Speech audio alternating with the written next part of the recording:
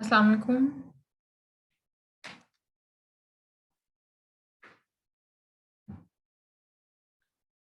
Students, आज हम discuss करेंगे इंट्रोडक्शन टू मेडिकेशन सेफ्टी। आज हमारा सेकेंड लास्ट लेक्चर है। इसके बाद हमारे पास एक लेक्चर होगा methods of quality improvement. Can anyone tell me what are the 5 R's of medication safety? Any volunteer?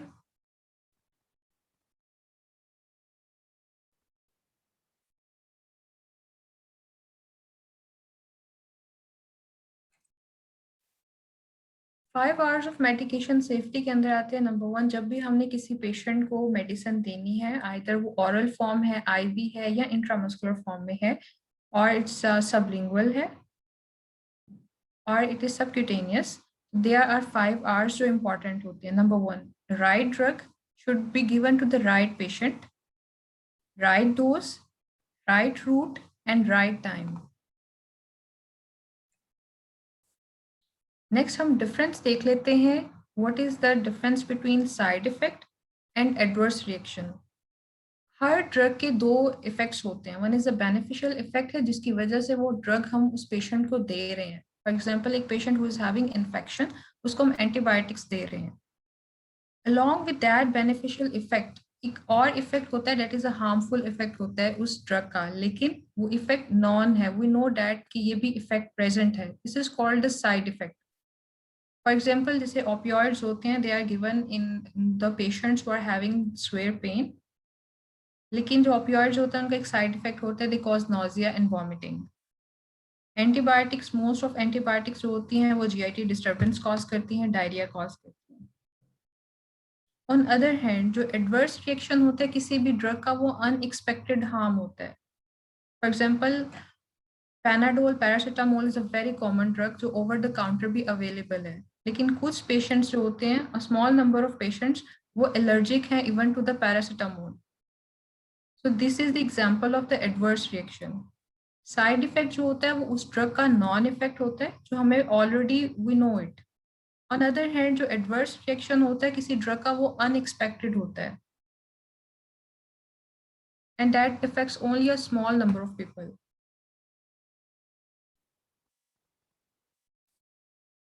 Next are the steps in using medication. जब भी हमने कोई मेडिसिन जो है किसी पेशेंट को देनी है, उसमें 3 इंपॉर्टेंट स्टेप्स होते हैं। नंबर 1, प्रेस्क्राइब करना है, एडमिनिस्टर करना है, और उसको मॉनिटर करना है। जो मेडिकेशन होती है वो पेशेंट जो है वो खुद भी ले सकता है, या अगर हॉस्पिटल सेटिंग के अंदर प्रेजेंट है तो डॉक्टर या पैरामेडिकल स्टाफ जो है वो दे सकते हैं। स्टेप नंबर 1 में प्रेस्क्रिप्शन होती है। प्रेस्क्रिप्शन सिंपली मीन्स दैट कि आपने एक अप्रोप्रिएट या राइट ड्रग जो है पेशेंट को उसकी क्लिनिकल कंडीशन के अकॉर्डिंग देनी है। हर पेशेंट की क्लिनिकल कंडीशन डिफरेंट होती है। कुछ पेशेंट फैक्टर्स होते हैं जिनको हमने कंसीडर करना है before giving the medicine to the patient, such as patient allergic तो नहीं है जो हम मेडिसिन पेशेंट को दे रहे हैं। Size of patient sometimes important होता है जब हमने ड्रग की डोज को कैलकुलेट करना है। अदर देन दैट, पेशेंट को ऑलरेडी कोई और मेडिकेशन तो नहीं ले रहा है, कोई ऐसी ड्रग्स तो नहीं ले रहा जो हमारी ड्रग के साथ इंटरेक्ट करें। इसके अलावा कुछ कोमॉर्बिडिटीज हो सकती हैं, स्पेशली वो पेशेंट्स जो लिवर फेलियर के हैं या रीनल फेलियर के होते हैं। ऐसे पेशेंट्स के अंदर यूजुअली जो डोज होती है वो डिक्रीज्ड होती है। लिवर जो होता है इंपॉर्टेंट होता है ड्रग मेटाबॉलिज्म के अंदर। वो पेशेंट जो लिवर फेलियर के होते हैं उनके अंदर जो ड्यूरेशन ऑफ एक्शन होता है ड्रग का वो प्रोलॉन्ग हो जाता है। दैट इज़ वाई हम डोज जो है वो डिक्रीज देते हैं। On other hand most of जो ड्रग्स होती हैं वो एक्सक्रीट होती हैं वाया किडनीज। जो पेशेंट्स रीनल फेलियर के होते हैं उनके अंदर भी जो है ड्रग्स की डोज डिक्रीज देते हैं ताकि जो है ड्यूरेशन ऑफ एक्शन जो है ड्रग्स का वो डिक्रीज रहे, वो नॉर्मल रेंज के अंदर रहे और ड्रग टॉक्सिसिटी ना हो। प्रेस्क्रिप्शन के अंदर सेकंड स्टेप ये होता है कि हमने एडमिनिस्टर हमने किस तरह करना है ड्रग को। आइदर ड्रग को हमने आईवी देना है, आईएम देना है, ऑरल फॉर्म में देना है, उसकी डोज क्या होगी। आइदर वो ऑडी में जाएगी वंस डेली और बीडी में जा रही है ट्वाइस अ डे और थ्राइस अ डे। नेक्स्ट हमारे पास कम्युनिकेशन इंपॉर्टेंट होता है between the medical person. Communication है जो वो ड्रग पेशेंट को दे रहे हैं, और सेकेंडली मेडिकल और जो मेडिकल पर्सन और पेशेंट के दरमियान कम्युनिकेशन इंपॉर्टेंट है कि आप वेल इन्फॉर्म करें पेशेंट को कि हम आपको कौन सी मेडिसिन दे रहे हैं, इसका बेसिक पर्पस क्या है और इसके पॉसिबल साइड इफ़ेक्ट्स क्या हो सकते हैं। इन केस अगर वही पेशेंट किसी और डॉक्टर के पास जाते हैं तो the patient should have the prescription with him और हर, ताकि जो नेक्स्ट डॉक्टर है वो सेम क्लास जो है ड्रग की ना दे दें। लास्टली जो है प्रेस्क्रिप्शन के अंदर डॉक्यूमेंटेशन इंपॉर्टेंट होती है। नेक्स्ट इज कि how can prescribing go wrong. Number one, if you are having an inadequate knowledge about the drug, जो ड्रग आप पेशेंट को दे रहे हैं उसके बारे में आपका नॉलेज ही कम है, आपने इंडिकेशंस और कुछ कंट्रा इंडिकेशंस को कंसिडर ही नहीं किया। सेकेंडली, आपने कुछ जो पेशेंट फैक्टर्स थे उनको ही नहीं कंसिडर किया। अदर जो है जो 5 आवर्स थे उनको हमने जो है वो इम्पोर्टेंस नहीं दी है। कम्युनिकेशन फेलियर हो सकता है, डॉक्यूमेंटेशन एरर हो सकता है, और समटाइम्स ऐसा हो सकता है कि जब हम ड्रग्स को की डोज को कैलकुलेट करें स्पेशली बच्चों के अंदर तो हमने कैलकुलेशन में एरर किया है। नेक्स्ट जो है जिसे हमने फर्स्ट लेक्चर के अंदर भी ब्रीफली डिस्कस किया था, look alike and sound alike कुछ मेडिकेशंस होती हैं, वो भी मेडिकेशन एरर की कॉज हो सकती हैं। सच है सेलिब्रेक्स जो है एंटी इन्फ्लामेटरी है, सेलिब्रेक्स जो है एंटी कन्वल्सेंट है, और सिलेक्सा जो है एंटी डिप्रेसेंट है। They are all sound alike medication है।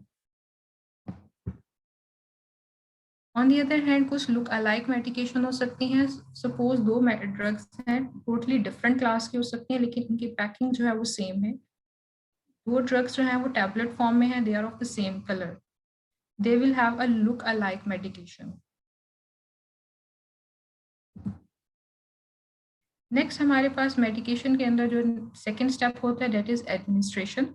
इन दैट हमने कैलकुलेट करना है कि हम जिस पेशेंट को ड्रग दे रहे हैं उसकी कितनी डोज होगी। यूजुअली जो डोज होती है अकॉर्डिंग टू वेट होती है। फॉर एग्जांपल चिल्ड्रन के अंदर अगर हम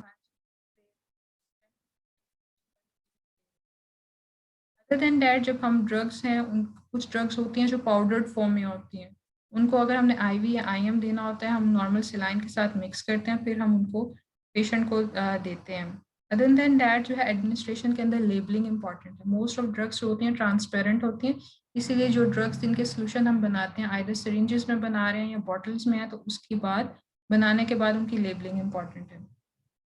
लास्टली ये है कि before giving the drug ask the patient either patient is having the drug allergy or not।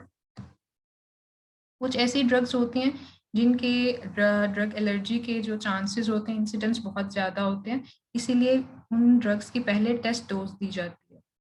For example जैसे हमारे पास थर्ड जनरेशन सेफ्लोस्पोरिन है, सीट्रॉक्स आईवी दी जाती है, लेकिन बिफोर गिविंग आईवी हम पहले इंट्राडर्मल देते हैं, टेस्ट डोज देते हैं इंट्राडर्मल।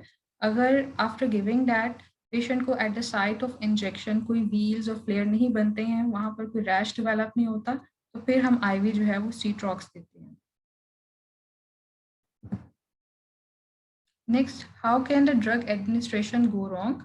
अगेन वो जो 5 आवर्स थे अगर हमने उन्हीं को इम्पोर्टेंस नहीं दी, उनको कंसीडर नहीं किया, उसकी वजह से जो है drug administration can go wrong. Last is the monitoring. Once we have given the drug either oral form में थी मॉनिटरिंग इम्पॉर्टेंट है, ताकि स्पेशली उन ड्रग्स के लिए इम्पॉर्टेंट होती है जिनका थेराप्यूटिक इंडेक्स जो होता है वो नैरो होता है। सेकेंडली हमारे लिए इम्पॉर्टेंट है ड्रग्स की मॉनिटरिंग इम्पॉर्टेंट होती है कि जो ड्रग्स जिस पर्पज़ के लिए हम दे रहे हैं वो पर्पज़ फुलफिल हो रहा है या नहीं हो रहा। इधर हमें जो ड्रग की क्लास है वो चेंज करने की ज़रूरत है या नहीं। फॉर एग्जांपल एक मेडिकल वार्ड के अंदर नमूनिया का पेशेंट एडमिटेड है, the patient is having a community acquired नमूनिया। In that case जो है वो हम एंटीबायोटिक स्टार्ट करते हैं, लेकिन आफ्टर 3 डेज हम देखते हैं कि पेशेंट का फीवर और रिस्पायरेटरी सिम्टम्स जो है वो रिजॉल्व नहीं हुए। In that case, we need to change the drug. अगर हम ड्रग मॉनिटरिंग नहीं करेंगे we will continue with the same antibiotic, लेकिन पेशेंट के जो सिम्टम्स होंगे, जो डिजीज होगी वो वर्स करेगी।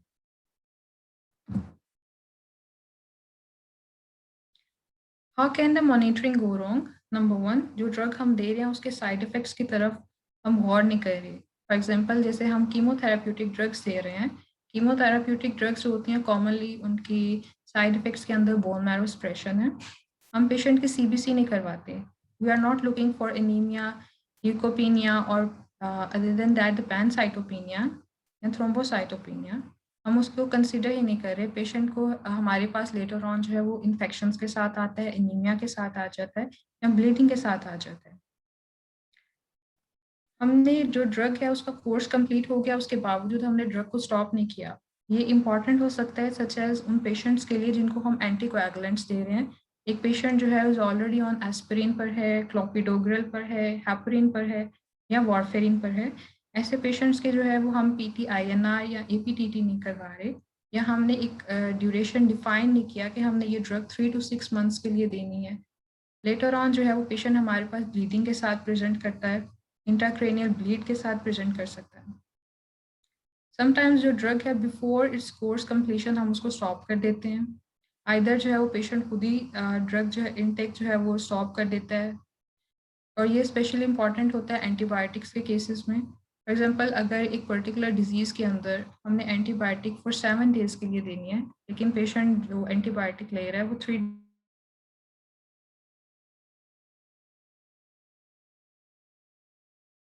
एंटीबायोटिक रेजिस्टेंस आ सकती है। समटाइम्स हमने उन ड्रग्स की मॉनिटरिंग नहीं कर रहे।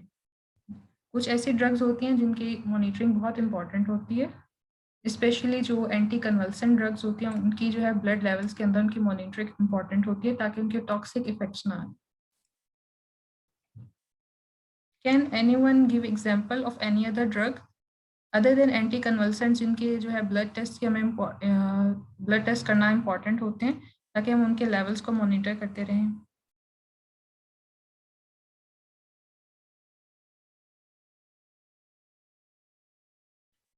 एंटीबायोटिक्स हो सकती हैं। एंटीबायोटिक्स में फॉर एग्जांपल अमाइनोग्लाइकोसाइड जो ग्रुप है such as gentamicin, they are both nephrotoxic भी हैं, ऑटोटॉक्सिक भी हैं। अदर देन देयर जो वारफेरिन है, डाइजॉक्सिन है, ये वो ड्रग्स हैं जिनका थेराप्यूटिक इंडेक्स जो है वो नैरो है। इट मीन्स दैट कि अगर हमने इनको नॉर्मल डोज से ज़्यादा देते हैं तो उनके जो साइड इफ़ेक्ट्स होते हैं वो पेशेंट्स को आ जाते हैं, उसके हार्मफुल इफ़ेक्ट्स आ जाएंगे।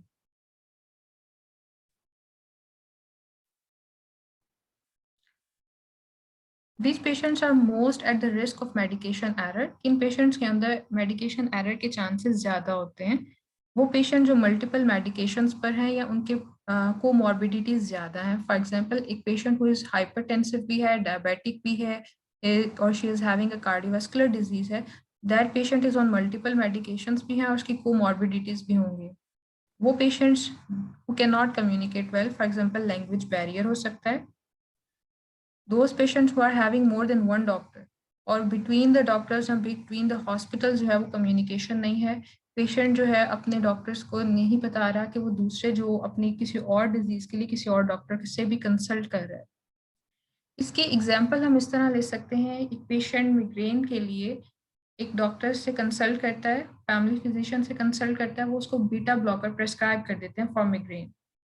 पेशेंट अपने कार्डियोलॉजिस्ट से कंसल्ट करता है फॉर अपने एसीएस है, अगर पेशेंट को कोई कार्डिक इशू है जिसके लिए कंसल्ट करता है, कार्डियोलॉजिस्ट भी पेशेंट को जो है मेडिकेशन प्रेस्क्राइब करता है जिनके अंदर बीटा ब्लॉकर भी एडेड है। Patient doesn't know well about के बीटा ब्लॉकर के क्या साइड इफेक्ट्स हो सकते हैं, तो पेशेंट एक ही क्लास की 2 ड्रग्स लेता है। अब बीटा ब्लॉकर्स की वजह से अगर वो ओवरडोज में चला जाएगा तो पेशेंट को ब्रेडिकार्डिया होगा, कार्डिक अरेस्ट में जा सकता है। So this is important, those patients who do not take an active role in their own medication. Lastly जो है बच्चों के अंदर मेडिकेशन एरर के चांसेस हो सकते हैं क्योंकि बच्चों में हमेशा जो ड्रग्स होती है वो उनकी डोज कैलकुलेट करके दी जाती है। देन दैट कुछ ऐसी सिचुएशंस होती हैं जिनकी वजह से मेडिकल एरर के चांसेस ज़्यादा होते हैं। नंबर 1 इनएक्सपीरियंस्ड है, rushing, doing two things at one time, interruptions हो सकती हैं, फैटीग है, चेकिंग और डबल चेक हैबिट्स नहीं है। फॉर एग्जाम्पल आप एक ड्रग दे रहे हैं, before giving the drug, before administering the drug आप पेशेंट से पूछते ही नहीं कि आपको इस पर्टिकुलर मेडिसिन से एलर्जी है, या आप उस ड्रग को चेक नहीं करते कि इसकी लेबलिंग जो है वो आइदर करेक्ट है, इनकरेक्ट तो नहीं है। पुअर टीम वर्क हो सकता है और communication between the colleagues and reluctance to use the memory aids. Memory aids के अंदर जो है वो नोट्स आ सकते हैं, कंप्यूटराइज्ड एड्स हो सकते हैं if you are not using them. Lastly जो हमारी ओवरऑल जो होल डिस्कशन है उसका जो बेसिक पर्पस है और समरी वो ये है कि use the generic names. Number 1, instead of using the trade names wherever possible, तो आप मेडिसिन के जेनेरिक नेम को यूज करें। फॉर एग्जाम्पल पैनाडोल जो है that is a trade name है और उसका जो जेनेरिक नेम है वो पैरासीटामोल है। Tailor prescribing for each patient, because हर पेशेंट की क्लिनिकल कंडीशन डिफरेंट होती है। जैसे हमने ऊपर डिस्कस किया था, कुछ पेशेंट्स के साथ में कोमॉर्बिड कंडीशंस होती हैं। पेशेंट आपके पास हाइपरटेंशन के ट्रीटमेंट के लिए आया लेकिन that patient is also having a renal failure because of the uncontrolled hypertension, या पेशेंट को डायबिटीज भी है। तो आपने पेशेंट की जो मेडिकेशन होती है उसकी एज और उसकी बॉडी वेट के अकॉर्डिंगली और उसकी कोमॉर्बिड कंडीशन के अकॉर्डिंग टेलर करना है। Learn and practice through medication history taking, वो इसलिए इम्पॉर्टेंट है ताकि हमें before giving the drug to the patient we know कि पेशेंट को ये ड्रग एलर्जी हो सकती है। नंबर 2, पेशेंट ऑलरेडी कोई मेडिकेशन ले रहा है, पेशेंट ऐसी मेडिकेशन ले रहा है जो हमारी जो ड्रग हम उसको दे रहे हैं उसके साथ इंटरेक्ट कर सकता है। We must know the high risk medications and take precautions. High risk medications, for example IV potassium, वो हाई रिस्क हो सकती है। एंटी कन्वल्सेंट्स जो है वो हाई रिस्क मेडिकेशंस के अंदर आती हैं। Know the medications you prescribe well. This is both for the patient as well as the doctor. Use the memory aids, जैसे मैंने कहा कि वो नोट्स की फॉर्म हो सकती हैं, कंप्यूटराइज्ड एड्स होते हैं, क्या कैलकुलेटर्स होते हैं। कम्युनिकेशन इंपॉर्टेंट है between the medical person and between the medical person and the patient. Develop the checking habits. Example उसकी थी कि before giving the drug, for example कोई ड्रग आप IM दे रहे हैं, IV दे रहे हैं, डू चेक कि आप कौन सी ड्रग दे रहे हो पेशेंट को। Either you are giving the drug to the right patient, right side पर दे रहे हैं, रूट ठीक है। Encourage the patients to be actively involve. उसमें जो एक इम्पॉर्टेंट फैक्टर होता है वो ये है कि पेशेंट्स को इनकरेज किया जाए कि वो अपने साथ हमेशा अपनी मेडिकेशन का या प्रेस्क्रिप्शन का रिटन रिकॉर्ड रखें, ताकि इन केस अगर वो अपनी किसी और डिजीज़ या सेम डिजीज़ के साथ किसी और डॉक्टर से कंसल्ट करते हैं तो जो नेक्स्ट डॉक्टर है ही और शी शुड नो कि पेशेंट ऑलरेडी ये मेडिकेशन ले रहा है।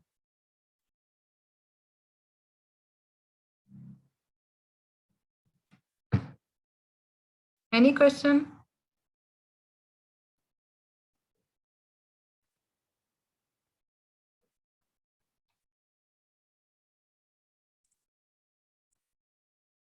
एमन हबीब,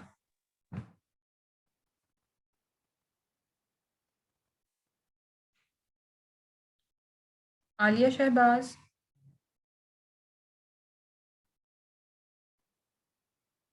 अहमद अली मलिक,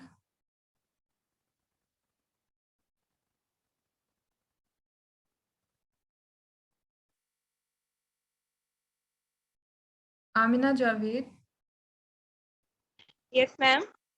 आमना, हमने डिस्कस किया 5 आवर्स को, मेडिकेशन सेफ्टी के अंदर 5 आवर्स को। Can you repeat them? Yes ma'am. Ma'am right route होती है, राइट डोज होती है, राइट पेशेंट होता है, और ma'am very good. Right time है। Yes ma'am. ओके, मैम एक भूल गया। कोई बात नहीं। आमना ताहिर।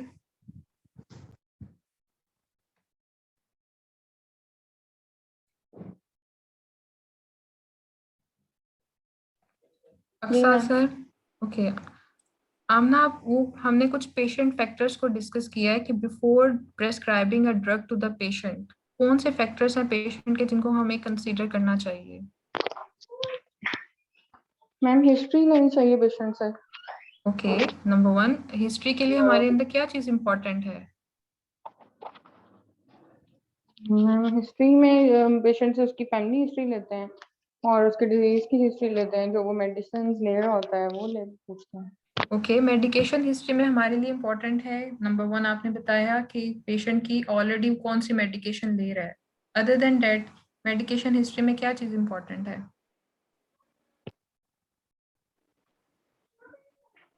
मैम मुझे नहीं पता था, जो मेडिसिन वो ले रहा होता है, जो उसकी डिजीज पे इफेक्ट कर रही होती है, हम वो देखते हैं significant medicine. Okay, patient factor के अंदर अदर देन डेट जो है वो ड्रग एलर्जी कॉमन है, ये हमने कंसीडर करना है। पेशेंट ऑलरेडी कौन सी मेडिकेशन ले रहा है, ऐसी मेडिकेशन तो नहीं ले रहा जो हम ड्रग दे रहे हैं उसके साथ जो है वो इंटरेक्ट कर सकती है। और लास्टली जो है पेशेंट की कोई कोमॉर्बिड कंडीशन है। ठीक। एक फीमेल्स के अंदर ड्यूरिंग प्रेगनेंसी और बच्चों के अंदर जो है या 2 इम्पॉर्टेंट फैक्टर्स होते हैं जिनके अंदर भी हमने ड्रग का की सिग्निफिकेंस होती है। फीमेल्स के अंदर जो प्रेग्नेंट है उनके अंदर मोस्टली जो ड्रग्स होती हैं वो कंट्राइंडिकेटेड होती हैं। सेकेंडली जो बच्चे होते हैं उनके अंदर जो है हमेशा ड्रग्स जो है वो अकॉर्डिंग टू देयर वेट जो है वो कैलकुलेट करके उसकी डोज दी जाती है। तो ये भी पेशेंट फैक्टर्स के अंदर पॉइंट्स। ठीक।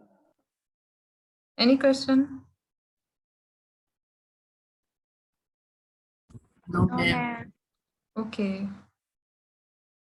Best of luck for your mids. Thank you ma'am. Thank you so much, ma'am. Okay, अल्लाह हाफिज। अल्लाह हाफिज़ Allah मैम। Hafiz.